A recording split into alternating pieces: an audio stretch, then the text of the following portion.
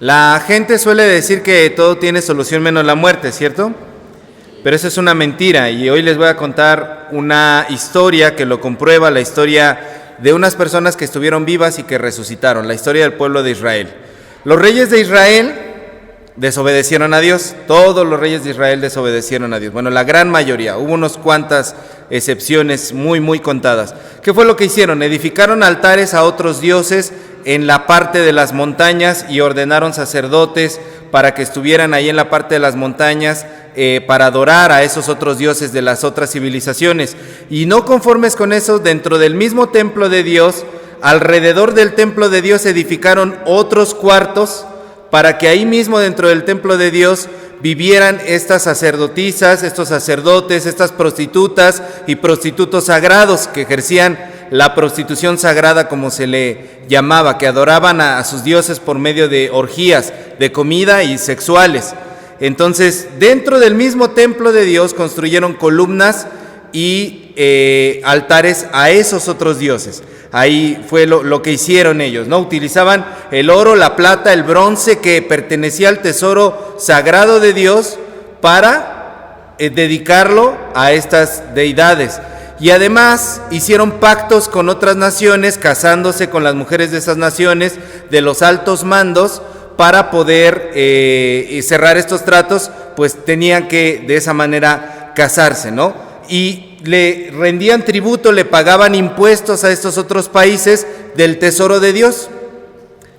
Y además le hacían el trabajo sucio a esos países cuando iban a la guerra. Cuando estos países iban a la guerra decían, oye, échame la mano, voy a pelear contra tal lado. Y entonces el pueblo de Israel iba allí a hacerles el trabajo sucio.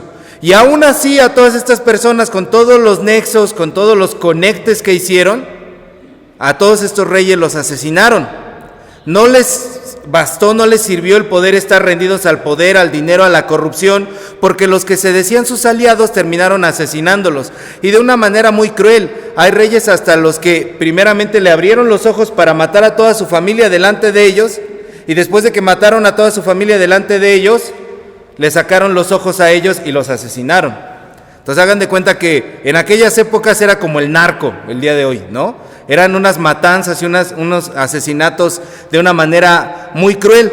Y entonces estos aliados saquearon el templo del Señor, derribaron todas las paredes y se llevaron a toda la gente al país de Babilonia y solamente dejaron a unos cuantos. ¿Para qué? Para que les cuidaran las tierras.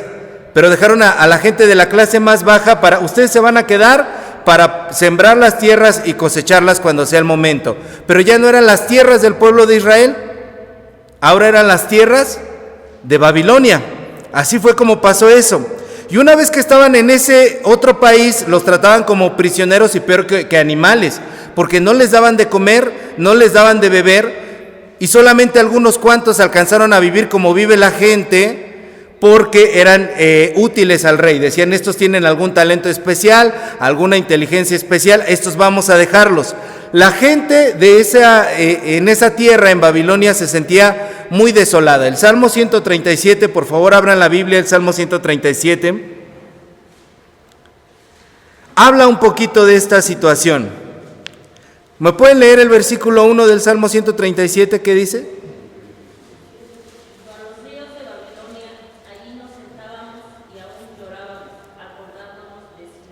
Gracias. Hay una canción muy bonita de música disco, By the Rivers of Babylon, empieza, pero realmente es triste. Por los ríos de Babilonia, junto a los ríos de Babilonia nos sentábamos y llorábamos. Y entonces esta gente sentía llanto, depresión, desesperación.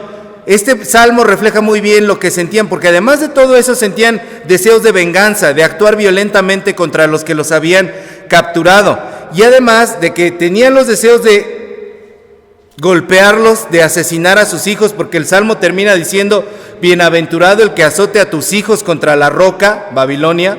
O sea, querían matar a los hijos de los babilonios, pero tenían la impotencia de que eran esclavos y no podían hacer nada. No podían actuar en contra de los que les estaban cometiendo todas esas cuestiones. Estaban muertos en vida. Así lo dice el profeta Ezequiel. Vamos a regresar, por favor, a Ezequiel 37. Y Ezequiel 37, ahí dice que el profeta dice que estos israelitas decían: nuestros huesos se secaron y nuestra esperanza se murió, estamos destruidos totalmente, estamos en un sepulcro, estamos en una tumba. Así debe de verse la muerte. Así debe de verse la muerte, lejos de Dios, lejos de nuestra tierra, lejos de toda esperanza, lejos de toda fuerza física, lejos de la posibilidad de un mañana mejor. Estamos en una sepultura, estamos muertos en vida, nos enterraron vivos y estamos arañando el ataúd, pero nadie nos escucha. ¿Han conocido esas historias de la gente que la entierran viva y ahí cuando llegan a abrir el féretro está todo arañado, nadie los escuchaba? Así se sentía el pueblo de Israel. Estaban muriendo ahogados lenta y dolorosamente. Ese era el sentimiento que ellos tenían, y ahora cuando Dios escucha eso, al igual que en la época del Éxodo que los atendió, ahora se acerca. En el Éxodo Dios decía: bien he oído y he visto la aflicción de mi pueblo y ahora voy a descender a actuar para rescatarlos. Y en este capítulo 37 de Ezequiel, Dios desciende para actuar en favor del pueblo de Israel. Se acerca al profeta Ezequiel, que el profeta Ezequiel tenía unas visiones rarísimas. Ya estudiamos en escuela dominical al profeta Ezequiel. Se acerca al profeta Ezequiel y le da una de las visiones más impactantes de toda la Biblia. Le permite ver un valle de huesos secos.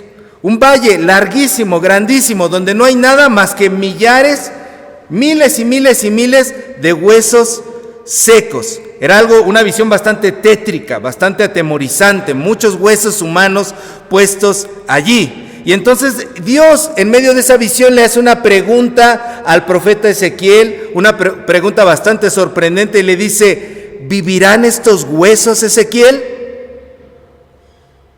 Y Ezequiel le dice: Señor, tú lo sabes, yo no lo sé.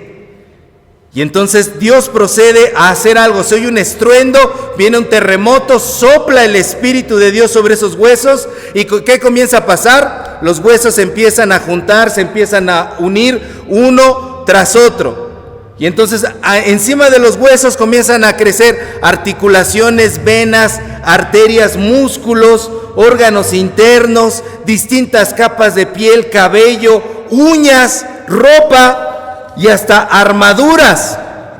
Se convierten ahora en un ejército enorme. Dios no le responde a Ezequiel con palabras, Dios le responde a Ezequiel con acciones, porque así es Dios. Decía un escritor judío: las cosas no se dicen, las cosas se hacen, porque cuando las hace se dicen solas. Así es Dios. Dios actúa y entonces comienza a reconstruir a estas personas. Y una vez que los ha convertido en un ejército, Dios les dice en estos versículos 12 y 13. Léanme por favor los versículos 12 y 13 de Ezequiel 37. ¿Qué les dice Dios?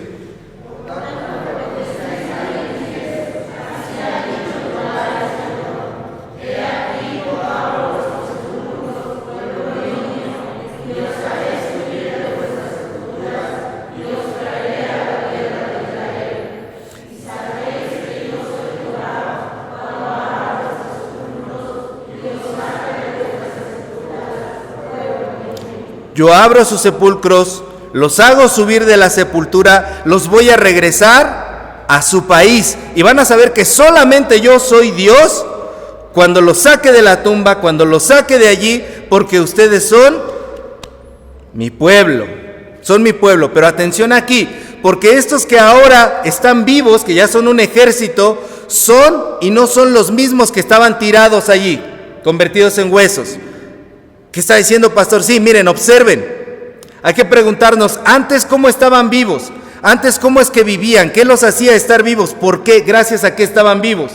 Antes era pura biología, pura naturaleza, hueso con hueso, sangre, órganos unidos, el corazón bombeando sangre a todo el cuerpo, el cerebro mandando señales eléctricas a todo el cuerpo, pero ahora lo que infunde, lo que motiva esta nueva vida es el Espíritu de Dios. Porque de nada serviría que Dios los volviera a levantar, reconstruyera esos pellejos que estaban ahí tirados, esos huesos que estaban ahí tirados, sino que ahora les da una nueva naturaleza. Con su Espíritu el Señor los resucita y los convierte en otra cosa. Les dice algo en el verso 14, por favor, léanme el verso 14. ¿Qué dice?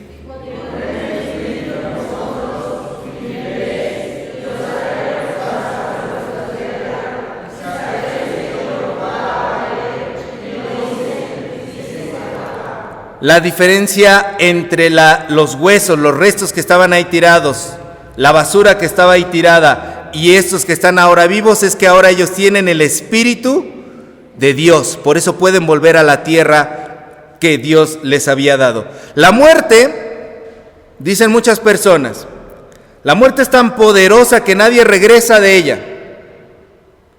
Y la muerte a muchos nos da miedo, porque siempre le tenemos miedo a lo desconocido y a la muerte no la hemos experimentado, no la conocemos, por eso provoca miedo, por eso resulta misteriosa, por eso se le representa poderosa. Ustedes han visto el culto a la muerte, ¿no? ¿Cómo se le representa? No es una muerte ahí escuálida toda, no, se ve imponente con su túnica, hasta se ve fuerte a pesar de que son puros huesos. Pero la muerte no tiene poder realmente. La muerte es un montón, es un valle de huesos secos. La muerte no es un ser y la muerte tampoco es un estado eterno. Y la muerte por supuesto que tiene solución. La solución a la muerte es el soplo del Espíritu de Dios. Desde el principio de la creación el Espíritu de Dios sopla, aletea, danza, dice en hebreo, sobre la faz de las aguas. Cuando todo era caos, el Espíritu de Dios soplaba sobre la faz de las aguas y entonces comienza la creación. Y miren, hermanos, aunque los reyes de Israel se merecían estar muertos en vida, aunque todo el pueblo había pecado, aunque era la consecuencia lógica de sus actos por haber abandonado a Dios, por haber rendido culto a otros dioses, aunque estaban autocondenados, Dios puso una solución, puso de su propia boca un soplido. Ese soplido de la boca de Dios, como cuando alguien se está muriendo y le aplican respiración, de boca a boca. Así el Señor al principio de la creación infunde aire en los pulmones del ser humano cuando todo era ruinas, cuando todo era desechos. Él constituye las cosas con una nueva fuerza como no había existido jamás. ¿Y qué quiero decir con todo esto? Quiero decir que no importa si la muerte ha invadido tu vida, no importa si la muerte se ha acabado tus sueños, no importa si la muerte ha acabado tus aspiraciones, no importa si la muerte destrozó tu familia, no importa si la muerte te dejó sin hogar, no importa si la muerte te ha pisoteado una y otra y otra y otra vez, con un vicio, con una adicción, con una deuda gigantesca, con un problema mortal. No importa si la muerte te ha hecho pensar en desistir, si la muerte se ha aparecido en forma de enfermedad, en forma de depresión, en forma de desesperación, si la muerte ha carcomido tus huesos, porque aunque fueras polvo, Dios te reconstruiría. Y aunque fueras desechos y restos, Dios te levantaría. Así que el mensaje del día de hoy es: respira. Inhala el soplo del aliento del Espíritu de Dios y deja que el Espíritu de Dios te levante a una nueva vida. Round 2. Y te levantas para vencer, para ganar, para salir adelante. Se escucha la campanada, la tierra tiembla, viene un terremoto, se sacude y dejas de ser huesos secos. Deja de ser huesos secos y conviértete en ejército de Dios. Deja de vivir en el sepulcro y haz de la presencia de Dios tu habitación. Deja de vivir en el pecado y de convertirlo en tu propia tumba, porque hoy Dios abre las puertas del sepulcro. Hoy están abiertas. Mañana podría ser demasiado tarde. Hoy tienes la posibilidad de salir de la tumba. Hoy el Señor te restituye. Hoy el Señor te reconstruye. Hoy el Señor te levanta y te vuelve a articular, a armar. Y ya no vas a ser lo mismo que eras. Vas a ser algo ahora movido por el Espíritu de Dios. La muerte tiene solución. La muerte tiene solución y la solución es el Espíritu de nuestro Señor. Amén. Póngase de pie, hermana, hermano.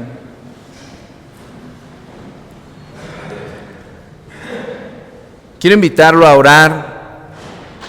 Y si hoy algo de estas palabras le han llegado, clámele desde su corazón a Dios, háblele desde su corazón a Dios y dígale: reconstrúyeme, sopla en mí.